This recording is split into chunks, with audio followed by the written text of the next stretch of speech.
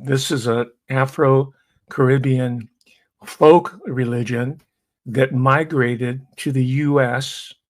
There's Harvey Weinstein. Humble Harv, right?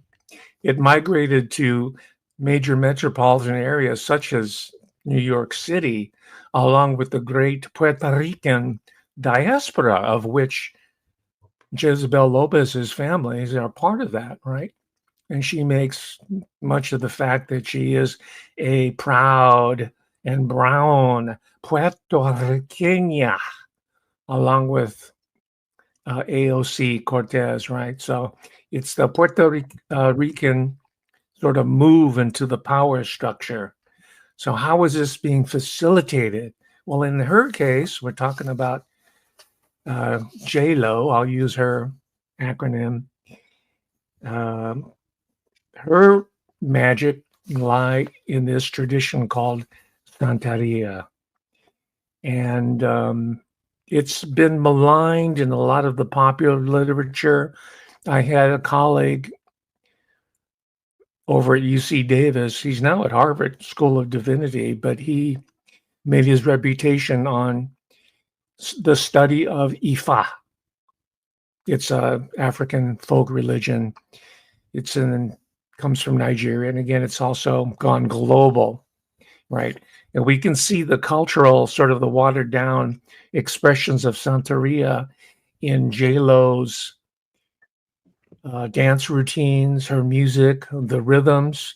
It's Afro-Caribbean. That's Puerto Rican culture itself. It's a mélange of the African, the European, and the indigenous, and even the Asian. There's Chinese in Puerto Rico, although you wouldn't find very much reference to that in the popular culture.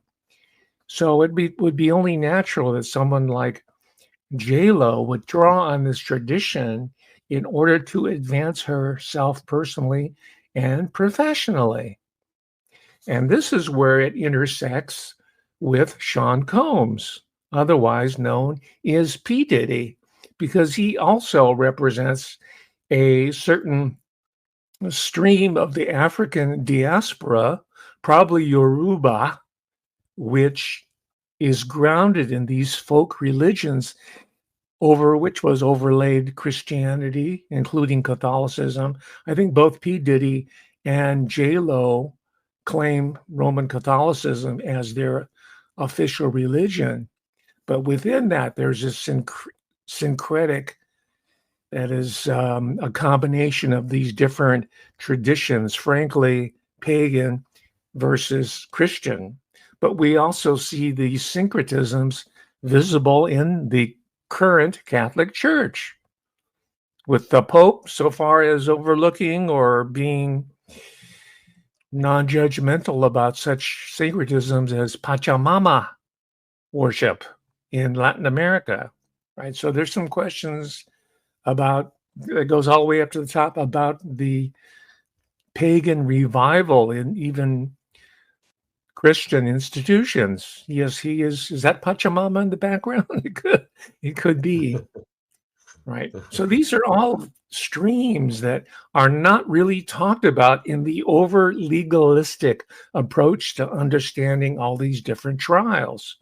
And I know when I say over legalistic, because in preparation for this session here, I was rereading all the official indictments of Humble Harv Weinstein and Shaun Combs with all his AKAs, all of that. Obviously, this is all deadening. And the problem is, and this is what I hope to at least partially redress today, the problem is that we cannot understand what's going on in American culture, society, and politics on a strictly legalistic or even constitutional documentary perspective. As important as these are, there's the metaphysical, the pagan, the spiritual warfare, as certain Christian denominations would have it. There are an operation here that are not going to be resolved in the classroom. They will be addressed with you and me and your above average audience. of hundreds of thousands. And I'm also trying to point the way for other independent researchers to start looking at this instead of just reading the rehashed material in New Yorker magazine or the New York Times. It's legalistic theater. And speaking of theater, my prediction here and now is that humble Harvey Weinstein is going to walk on the retrial. They're counting on the fact that there are certain irregularities and procedure. Again, this is one of the dangers of an over legalistic approach to understanding much deeper problems in our political culture that rest upon downright evil, right? And in prepping for this, this is why I think that he's going to walk, he being Harvey Weinstein. And I only got a couple of days notice on this, but so I scrambled like anything to find out more about Harvey Weinstein as I could. And I discovered, because I think the answers to all these large questions lies in the little people who are on the periphery of the case, who aren't really name checked because they're not celebs. This is where we have to look. And then in keeping with that method that I use in cultural forensics, I found out that the defense team of Harvey Weinstein has contracted the professional assistance of one Dr. Jo Ellen Demetrius. She is a professional trial consultant. She is going in there and hand-picking who the jury will be. There'll be 12 people. And all she needs to do, I don't mean to minimize her skill. I've read some of her documents, including, by the way, the elaborate questionnaire that was handed out to prospective jurors in the trial of one Orenthal James Simpson. She was the trial consultant for the Dream Team, Johnny Cochran, all the way down, Jo Ellen Demetrius. She's been at it for 40 years. And it so happens, because I've been around so long, I know a lot of people. It so happens that one of my former colleagues at the university where I once worked, she got disgusted with academia, and she went to work for Jo Ellen Demetrius. And I got a sort of an inside look to this unknown world of jury consultation. And it's they have their own professional interest organization. I think it's called Trial Consultants of America. And they get paid a pretty penny to read the individuals off the street who are going to be put on the jury of peers. So now they go through all their socials, they see anything that'll disqualify them, or find, conversely, people who will be sympathetic to their clients, including Harvey Weinstein. And it only takes one person to gum up the entire works. Is that Jo Ellen Demetrius?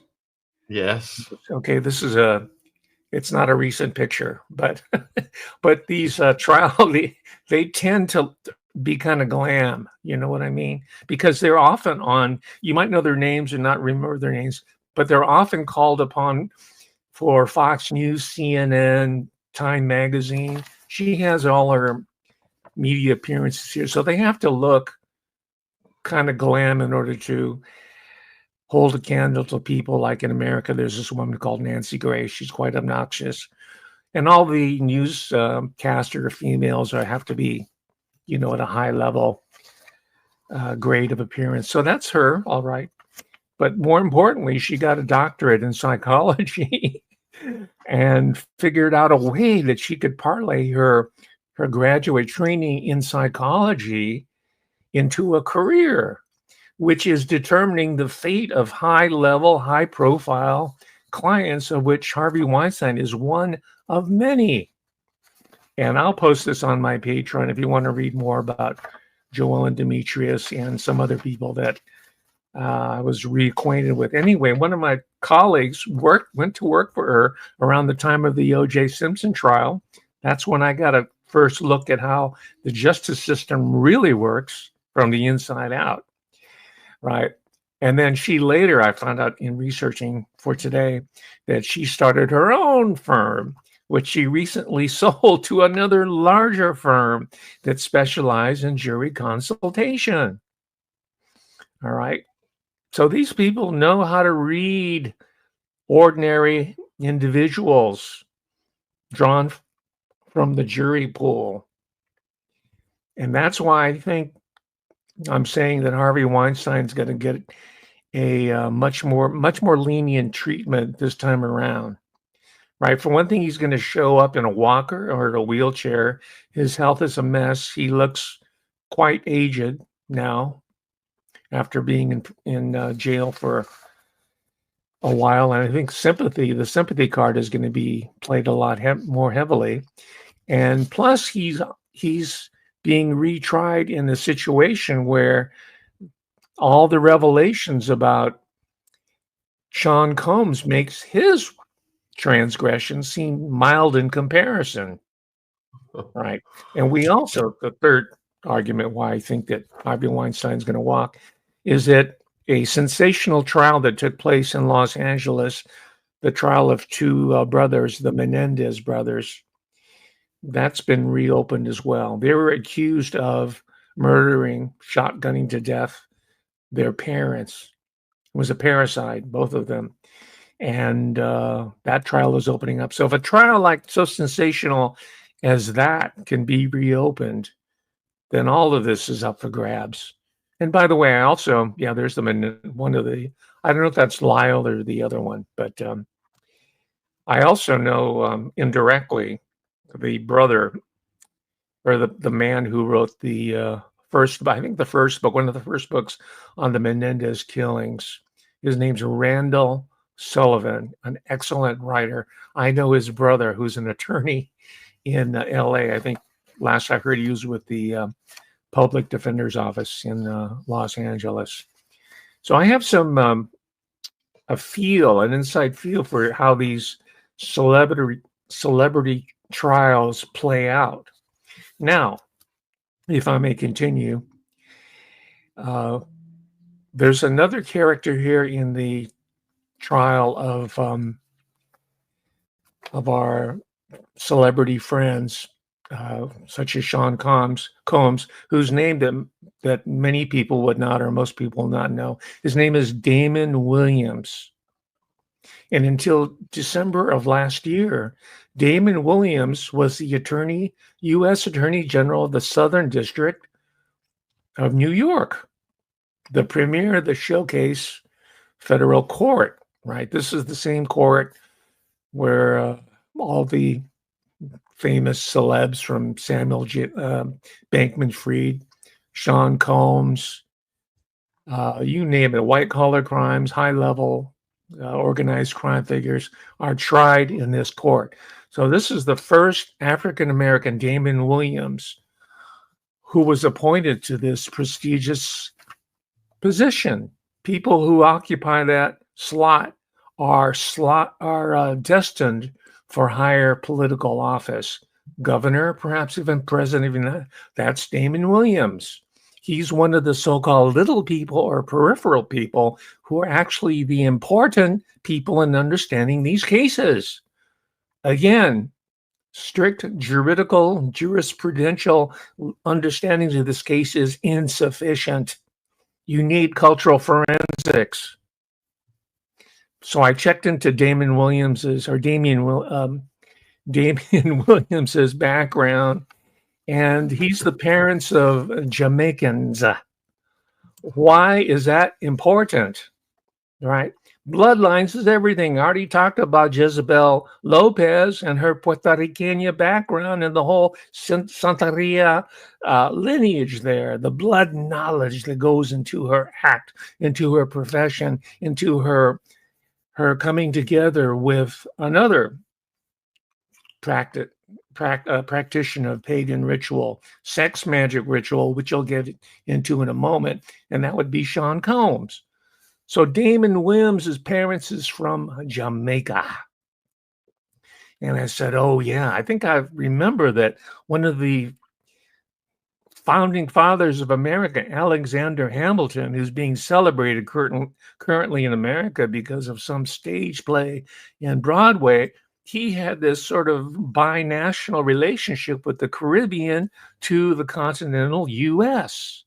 And Jamaica, the Caribbean nations in general, had a very, very close relationship to continental America that connects to the legacy of colonialism and, of course, the legacy of African slavery.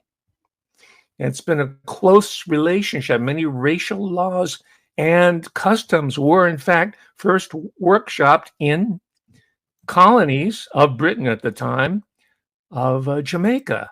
So I said, well, you know what? Wherever there's British Empire, there's Freemasonry. I know that's a rule of thumb. It's a long distance overseas trade organization that's held together by occult ritual. Most of your viewers know this, so I don't need to go into it. So I went into the specifics of it. And indeed, in Jamaica, it's shot through with all these lodges. And I think if I haven't found the receipts on this yet, but if some other independent researcher is so inclined, they might find that Damon Williams's family is one of the offshoots of these Freemasonic bloodlines that settled the colony of Jamaica, which still maintains this semi-colonial feudalistic relationship with the United States and Britain. Because remember the whole reggae and spa boom of the 1950s in London and in Britain in general, and then global, right, as